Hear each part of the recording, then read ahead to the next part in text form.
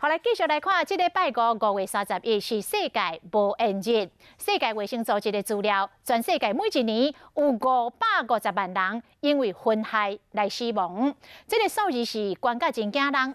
卫福部嘛，伫今仔日召开记者会，请解烟的朋友甲大家分享感受，讲这个烟害唔但伤害家己的健康，阁会伤害到上心爱的至亲家属甲朋友。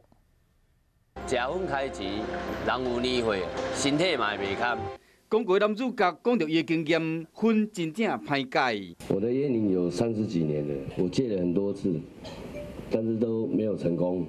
5月31是世界无烟日，伫台湾每一年差不多有27000人因为烟害死亡，等是每20分钟就一个人死伫烟害，其中由于癌症是排头一个，占50%。世界卫生组织的资料显示，讲目前每一年有550万人因为烟害死亡，若果无积极防治，2030年的数字会超过800万人。为了大家健康，烟爱随戒，造成非常多的呼吸道的一个问题。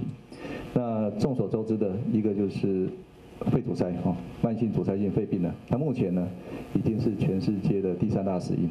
台中伫106年，就甲4大超商配合，顶下卡禁烟。新北市卫生局统计数字发现讲，大人甲青少年食烟率有下降的情形，佫比全国平均较低，抑佫伫室外公用场所。